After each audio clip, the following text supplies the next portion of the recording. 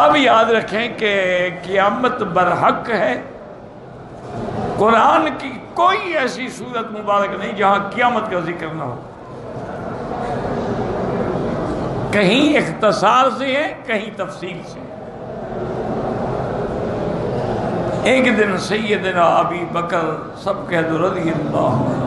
میں نے کئی دفعہ کہا صحابی کا نام آئے تو کہو رضی اللہ عنہ، اور اولیاء اللہ کا نام آئے تو کہو رحمت اللہ علیہ، انبیاء کا نام آئے تو کہو علیہ السلام، اور میرے مدنی کا نام آئے تو صلی اللہ علیہ یا محمد. اللہ اکبر.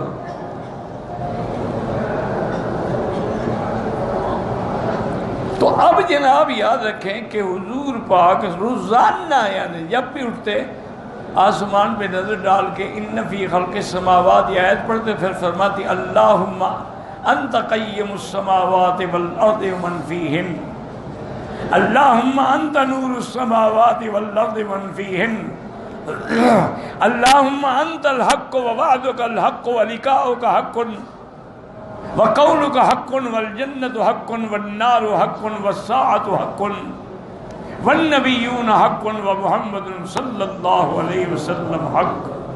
یعنی روز حضور یہ پڑھتے. تو اب جو قیامت ہے، ایک بات یاد رکھیں، قیامت کا آنا برحق ہے، لیکن کب ہوگی یہ کوئی نہیں جانتا. یعنی قیامت آئے گی لیکن کب، یہ بھی حکمت ہے اللہ کی. پتہ لگ جاتا نا تو ہم کھانا پینا چھوڑ کے بیٹھ جاتے نا. پتہ ہوتا جی سال کے بعد مرنا ہے تو پھر کسی نے کیا کھانا پینا تھا. یہ بھی اس کی حکمت ہے، اسے چھپا دیا. ہمیں موت کا بھی پتہ نہیں. اچھا خاصا بندہ بیٹھا ہو تو مر گیا. پتہ ہو تو پھر تو زندگی تلخ ہو جائے.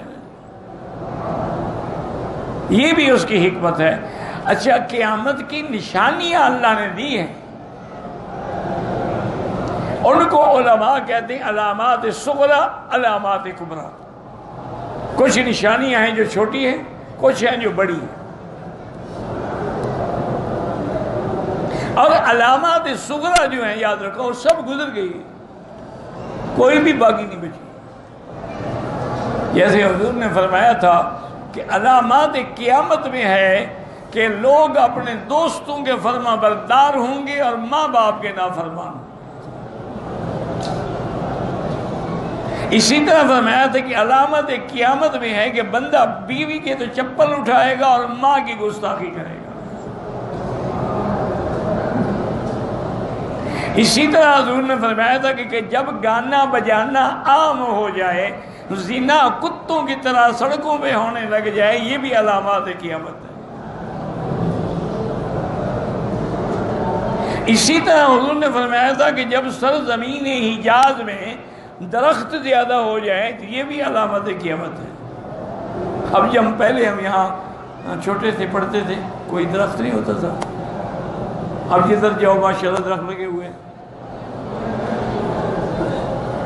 اسی طرح حضور پاک نے یہ بھی فرمایا تھا کہ یہ بھی علامات قیامت میں ہے کہ بکریوں کے چرواہے جو سر ننگا ہوتا تھا، پاؤں میں جوتا نہیں ہوتا تھا، بکریاں چلاتے تھے، اونٹ چلاتے تھے، بلڈنگیں بنا بنا کے مقابلہ کریں گے اونچی بلڈنگوں میں. یتطاولون فی البنیان، سب کے سامنے ہے.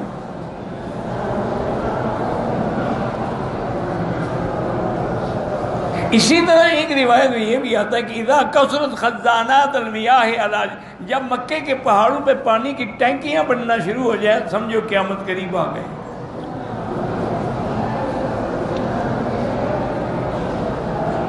اسی لیے حضور نے فرمایا کہ جب لوگ سود کو تجارت سمجھیں گے اور مال غنیمت کو حلال سمجھیں گے اور رشوت کھانے کو آرٹ سمجھیں گے،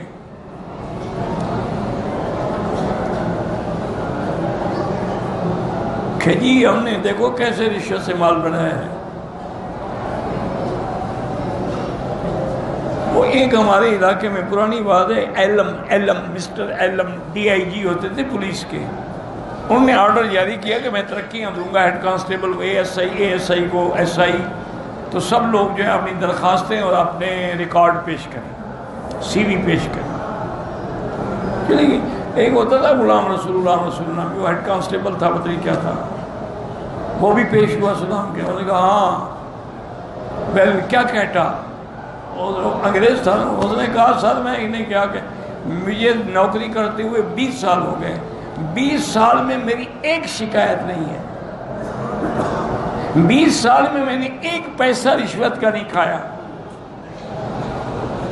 اب اگر مجھے ترقی نہیں ملے گی تو پھر کس کو ملے گی؟ مہربانی کر کے مجھے ترقی دیں۔ تو دیکھ کے کہنے لگا اچھا مسٹر یہ بتاؤ تم دلہ کے تمہارا ماں باپ بھی دلہ تھا؟ وہ پریشان کہ کیا کہہ رہا ہے ڈی آئی جی کیا؟ اور نے کہا یہ ہو سکتا ہے آدمی پولیس کا ملازم اور اس سے سارے افسر خوش ہوں، تم ان کو عورتیں پیش کرتے ہو، دلے بے غیرت ہو، اس لیے کسی نے تمہارے خلاف نوٹ نہیں لکھا، ورنہ یہ ہو سکتا ہے کہ آدمی پولیس میں اس پہ کوئی بھی ناراض نہ ہو، معلوم یہ ہوتا ہے کہ تم بے غیرت ہو، انہیں لڑکیاں پیش کرتے ہو۔ باقی تم نے لکھا ہے کہ میں نے رشوت نہیں کھائی، رشوت کھانے کے لیے بڑے دل گردے کی ضرورت ہے، تمہارا جیسا بزدل کہا رشوت کھا سکتا ہے، تم نے اس لیے نہیں کھائی کہ تم نیک آدمی ہو، تم ہضم ہی نہیں کر سکتے، جاؤ تمہاری میں نے پہلے سے بھی تنادری کر دی ہے جگہ۔ تو رشوت کھانا یہ بھی کوئی مذاق تو ظاہر ہے نا، زہر کو ہضم کرنا کیسے آسان ہے؟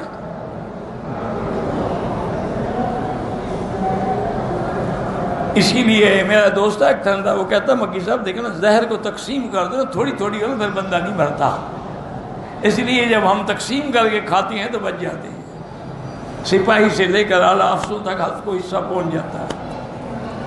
اور ایک اور تھندار صاحب کو میں نے دیکھا حج کر کے گئے تھے، ماشاءاللہ داڑھی شاڑی بھی رکھ لی، میں بڑا خوش ہوا، میں نے کہا یار اس کی تو شکل ہی بدل گئی، حج کا اثر ہو گیا ہے۔ صبح کی نماز پڑھ کے تہجد سے لے کر اشراق تک بیٹھا رہتا تھا مسجد میں، اور رشوت بھی وہیں لیتا تھا، سب بھی کہتے بھی وہیں آتے، وہ آتے کہتے مصلی کے نیچے رکھ دو، اشارہ کرتے میں وظیفہ پڑھنے، وظیفے کھا لینا ہے حرام نیچے رکھ دو، انا للہ و انا الیہ راجعون۔ یہ علامات ہے قیامت کہ رشوت کو مسجد میں بیٹھ کے لے رہا ہے،